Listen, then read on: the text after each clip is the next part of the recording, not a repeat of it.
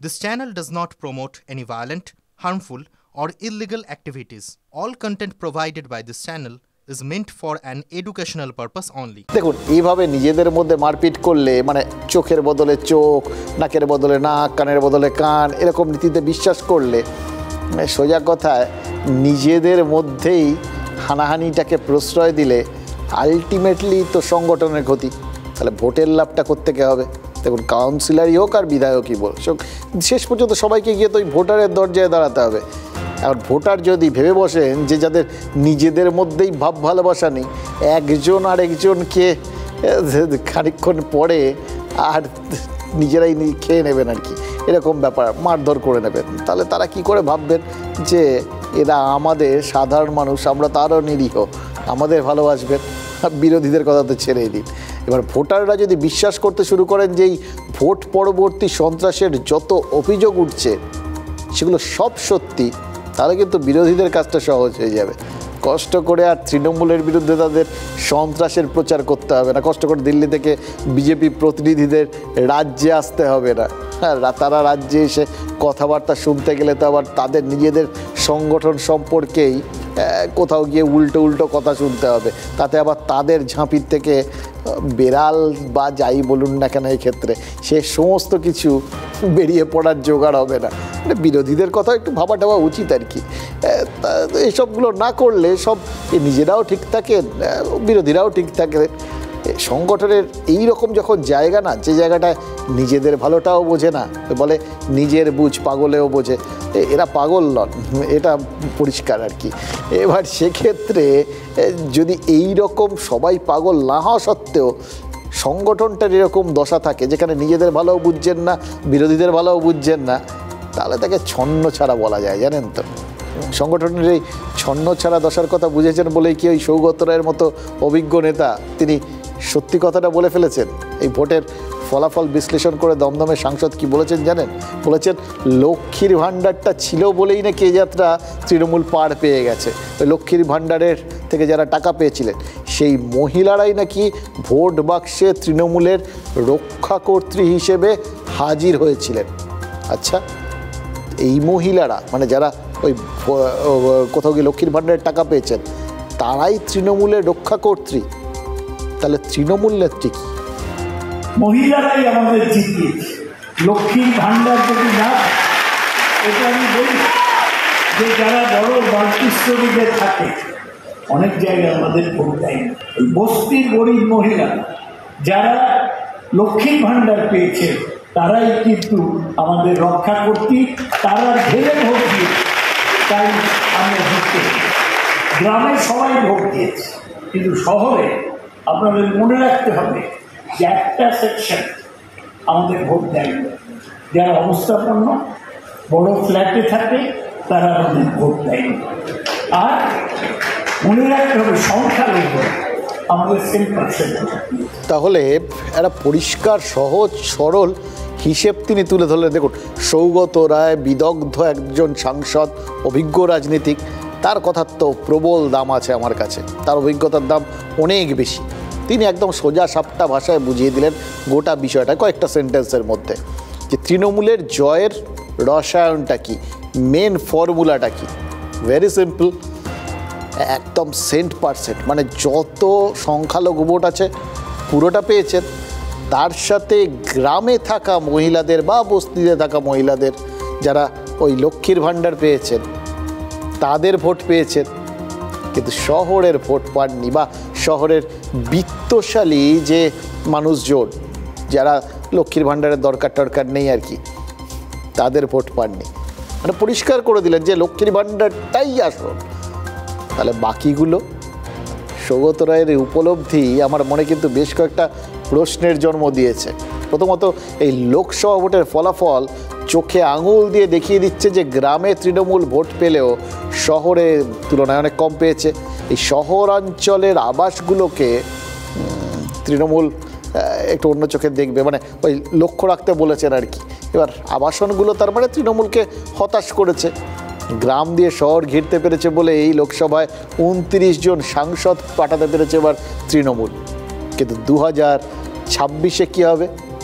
সৌগত রায় সেই হিন্টসটাও নিজেই দিয়ে দিয়েছেন, ইঙ্গিত দিয়ে দিয়েছেন, বলেছেন 26-এ লড়াই কঠিন হবে। এখানেই আমার দ্বিতীয় প্রশ্ন। লক্ষ্মীর ভাণ্ডার এবার উতরে দিয়েছে, ঠিক আছে, লক্ষ্মীর ভাণ্ডারের জন্যই মহিলারা ভোট দিয়েছেন, এটাও একদম ঠিক আছে, কিন্তু তার মানে কি? এতদিন তো আমরা শুনতাম তৃণমূল যে ওই আমাদের এখানে প্রায় 50% যে মহিলা ভোট রয়েছে তার বেশিরভাগটাই পায় মমতা বন্দ্যোপাধ্যায়ের নামের জোরে। তাহলে কি সেই ম্যাজিকটা কিছুটা হলেও ভাঁটা পড়েছে? মানে সেটা সৌগত রায়ের মতো প্রবীণ তৃণমূল নেতারা উপলব্ধি করতে পারছেন? দেখুন, উনি যেটা বললেন আমি কিন্তু তার ভিত্তিতেই আপনাদের সামনে এই প্রশ্নটা তুলে ধরছি।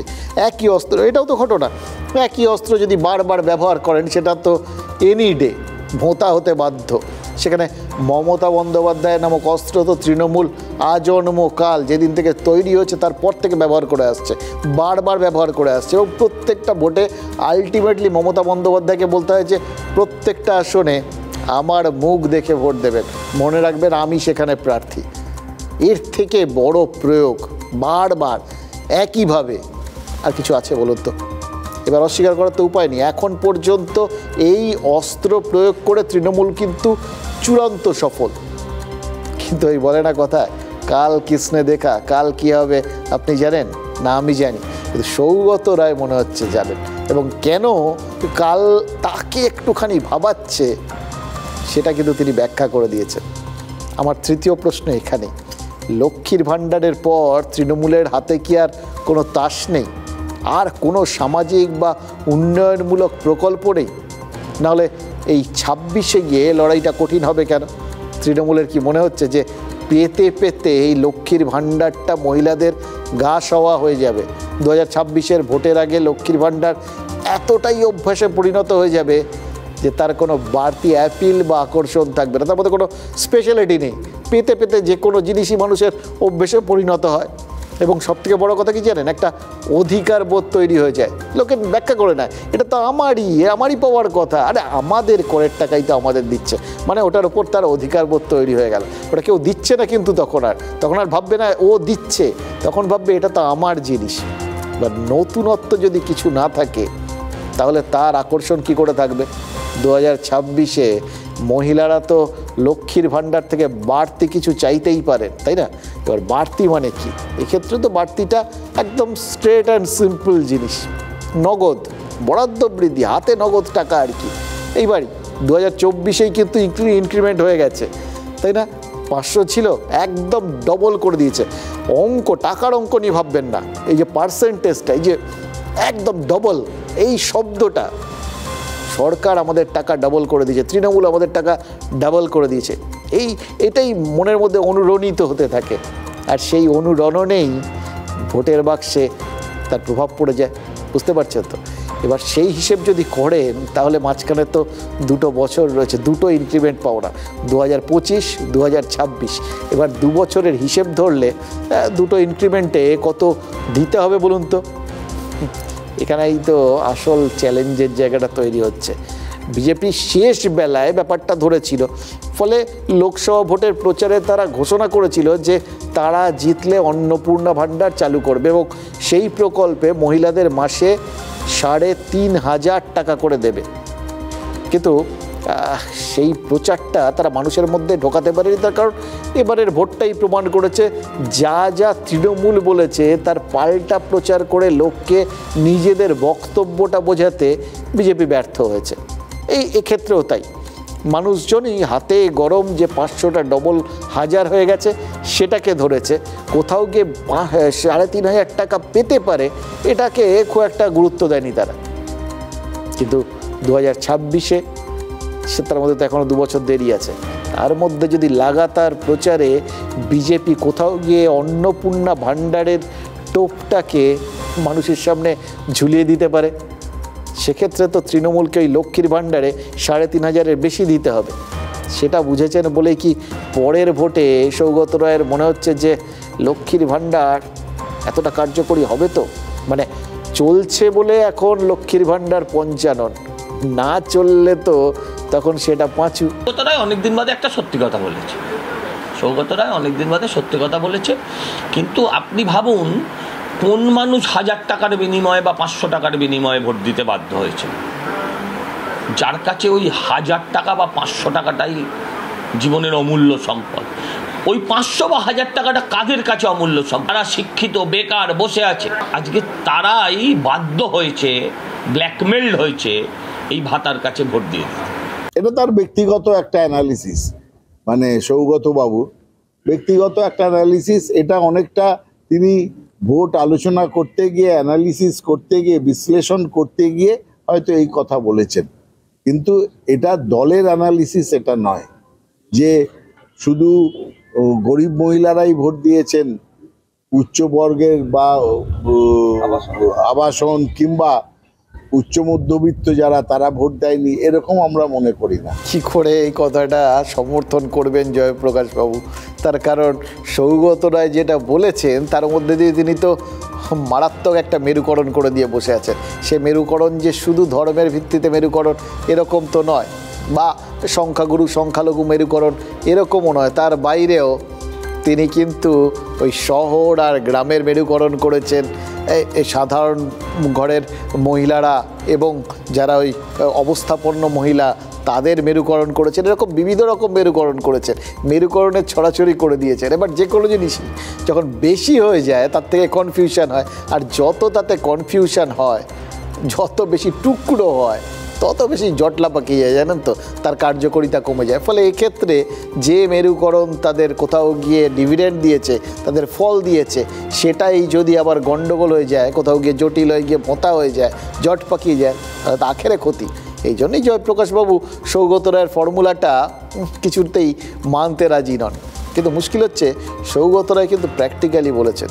আমি আবার আপনাদের পরিষ্কার করে বুঝিয়ে দিই। দেখুন, উনি যেটা বলেছেন সেটাই বোঝার চেষ্টা করছি, যে এই লক্ষ্মীর ভাণ্ডারের টাকা সদ্য 500 থেকে বাড়িয়ে 1000 টাকা করেছে সরকার। তপশিলি জাতি উপজাতিদের জন্য অঙ্কটা কত? 1200 টাকা করে। এবার এর জন্য সরকারের বরাদ্দ বেড়েছে, মানে খরচ বেড়েছে কতটা? 12,000 কোটি টাকা। 2021-এর সেপ্টেম্বর থেকে 2023-এর আগস্ট, এই সময় লক্ষ্মীর ভাণ্ডার দিতে রাজ্যের খরচ হয়েছে মোট 22,000 কোটি টাকার বেশি। তার মানে বছরে মোটামুটি 11,000 কোটি টাকা। এবার তার সাথে 12,000 কোটি টাকা অতিরিক্ত বরাদ্দ ধরলে হয় 23,000 কোটি টাকা। এবার রাজ্য যদি আগামী 2 বছরে বরাদ্দ আরও বাড়ায়, তাহলে কোষাগারের ওপর চাপটা কোথায় গিয়ে দাঁড়াবে ভাবতে পারছেন? কিন্তু প্রশ্ন তো দুটো। এক, তৃণমূলের সিঙ্গেল ইঞ্জিন সরকার কতদিন এই খয়রাতির খরচ টানতে পারবে? আর দ্বিতীয়, বিজেপি অন্নপূর্ণা ভাণ্ডারে এই যে 3,500, 3,000 এরকম বিভিন্ন টাকা তারা বলছেন, এর নিচে বলছেন না আর কি, এই টাকাটা দেওয়ার কথা ঘোষণা করে বসে আছে। সত্যিই যদি ক্ষমতায় আসে তাহলে এই টাকাটা তারাই বা দেবে কী করে? কারণ ওই কোষাগার তো তখন তাদের হবে, শূন্য কোষাগার পাবে। ঠিক যেরকম তৃণমূল ক্ষমতায় আসার পর থেকে বামেদের দিকে দেখে আসছে যে ওরা সব শূন্য কোষাগার দিয়ে বসে আছে, এত ধার আমাদের ওপর চাপিয়ে দিয়েছে। বিজেপিরও তো সেই একই হাল হবে। তাহলে তারা কিভাবে বলছে এরকম এত বেশি টাকা দেবে? এক্ষেত্রে কিন্তু বিজেপির ক্ষেত্রে একটা সুবিধে আছে, বেশ কিছু অঙ্ক কষেই তারা গোটা বিষয়টা বলেছেন, এটা বুঝতে পারছি। কীরকম, ধরুন সংখ্যালঘু ভোট বিজেপি পায় না, তাই ও খাতে যেটুকুনি না করলেই নয়, তার বেশি খরচ নিশ্চয়ই করবে না। এই ইমাম, মুয়াজ্জেম, এই সমস্ত ভাতা ঠাতা নিয়ে তাদের বিভিন্ন রকম বক্তব্য থাকতে পারে, সেখান থেকে তারা বিভিন্ন খরচ কমাতে পারে, কারণ ওখানে বিজেপির হারানোর কিছু নেই। আর তৃণমূলের পাওয়ারও ওখান থেকে কিন্তু, মানে যে তারা বেঁকে বসে ক্ষুব্ধ হয়ে তৃণমূলের দিকে চলে যাবেন, গিয়ে তৃণমূলের লাভ হয়ে যাবে, এরকমও আর বাড়তি হওয়ার কিছু নেই। কারণ যা হওয়ার তো পুরোটা হয়ে গেছে। প্রায় 95% সংখ্যালঘু ভোট তো এবারই তৃণমূলের বাক্সে পড়েছে, আর কোত্থেকে গিয়ে পড়বে? এর বেশি তো আর হয় না। এছাড়া যে কটা কেন্দ্রীয় প্রকল্পের একটা কপি এই রাজ্যেও চলে আর কি, যার জন্য রাজ্য সরকারকে টাকা নিজেদের দিতে হয়, সেগুলো বিজেপি নিশ্চিতভাবেই তুলে দেবে। যেমন প্রধানমন্ত্রী গরিব কল্যাণ অন্ন যোজনা, সেটা থাকবে, কিন্তু খাদ্যসাথী থাকবে না। আয়ুষ্মান ভারত চালু হবে, স্বাস্থ্যসাথী থাকবে না। প্রধানমন্ত্রী আবাস যোজনা থাকবে, বাংলা আবাস যোজনা থাকবে না। 100 দিনের কাজের মজুরি ওই সেই যেটা ডায়মন্ড হারবার থেকে ডায়মন্ড মডেল অভিষেক বন্দ্যোপাধ্যায় নিজে দেওয়া শুরু করেছিলেন, তারপর এখন রাজ্য সরকার দিচ্ছে, সেগুলো তাদের আর দিতে হবে না। মানে এগুলো সবই রাজ্য সরকারের খরচ বাঁচবে, কারণ এগুলো সবই তখন কেন্দ্রীয় সরকার দেবে। এতে বেশ অনেকগুলো হাজার কোটি টাকা রাজ্য বাজেট থেকে বাঁচানো যাবে বলে বিজেপি আশা করছে, এবং সেই অঙ্কেই তারা কিন্তু এই বাড়তি টাকাটা লক্ষ্মীর ভাণ্ডারে দেওয়ার কথা ঘোষণা করেছে। তো লক্ষ্মীর ভাণ্ডারটা অন্নপূর্ণা ভাণ্ডার। এবার তারপর বাংলায় জমি পোক্ত করতে ধরুন পুঁজি স্রোত বাংলার দিকে ঘুরিয়ে দেওয়ার একটা উদ্যোগ মোদী সরকার নিতেই পারে। আর এখানেই তৃণমূল কিন্তু ভবিষ্যৎ নিয়ে আশঙ্কা করছে। দেখুন, সংখ্যালঘু ভোট আর বাড়ার জায়গা নেই, ওটা একদম স্যাচুরেশন পয়েন্টে পৌঁছে গেছে। লক্ষ্মীর ভাণ্ডারের বরাদ্দ সেটা বাড়ানোরও একটা সীমা রয়েছে। এবার সেটা বাড়াতে গেলে যত বাড়াতে হবে তত অন্য দিকে চাপ পড়ে যাবে। বিজেপি যদি সত্যিই 3,000 টাকা 3,500 টাকা এই প্রতিশ্রুতি দিয়ে বসে, তাহলে তার সঙ্গে কিন্তু পাল্লা দেওয়া কঠিন। কারণ হাতে নগদ ওই অত বেশি টাকা দিতে গেলে তাদের সময়ে তো তাদের ওই বাকিগুলো তো তাদের রয়েছে, যেগুলো রাজ্য সরকারের ওপর বাড়তি বোঝা, এই স্বাস্থ্যসাথী বলুন, আবাসের টাকা দেওয়া বলুন, 100 দিনের টাকা বলুন, সব রয়েছে। এবার সেইগুলো দিতে গিয়ে আবার যদি বাড়তি টাকা লক্ষ্মীর ভাণ্ডারে দিতে হয়, তাহলে তো পুরো অর্থনীতিটাই ধসে পড়তে পারে। লক্ষ্মীর ভাণ্ডার আর মেরুকরণের এই যে ব্যালেন্স, এইটার কোথাও গিয়ে তাহলে ভারসাম্যটা নষ্ট হয়ে যেতে পারে, এটা ভেবেই কিন্তু তৃণমূল জিতেও চিন্তিত। আর সেই জন্যেই দলের মধ্যে গোলমালগুলো হয়তো, আর যখন চিন্তাটা থাকে না, সেটা দলের সর্বস্তরে ছড়িয়ে পড়ে, তো যত ছড়িয়ে পড়ে ততই দলের ভেতরে শৃঙ্খলা নামক যে বস্তুটা, যেটা দলটাকে শক্তপোক্ত করে বেঁধে রাখে, সেটা একটু নড়বড়ে আলগা হতে থাকে। আর তার ফাঁক দিয়ে এই গণ্ডগোলগুলো বড় আকার নেয়। চারপাশে যেরকম একটার পর একটা এরকম গণ্ডগোলগুলো বেরিয়ে আসছে, তাতে কিন্তু ভালো ইঙ্গিত কিছু দিচ্ছে না। মানে ইশারায় যদি কিছু আন্দাজ করা যায়, তাহলে বলতে হবে যে ওই কাঞ্চনজঙ্ঘা এক্সপ্রেসের দুর্ঘটনার পর থেকে কারোর ইশারাই তো ভালো লাগছে না। ইশারা জিনিসটা বড় গোলমেলে হয়ে গেছে। রেলের ইশারা, সেটাও তো ভালো না, তাই না? তাই ভালোই কয়েকটা কথা আমরা বলেই ফেলি। কেন্দ্র আর রাজ্যের ইশারাগুলো আমাদের কোন জায়গায় নিয়ে যেতে চলেছে, সেটা বলতে গেলে আজ আরও কয়েকটা কথা বলতে হবে, যে কথাগুলো ঠিক ধরেছে, না বললেই নয়।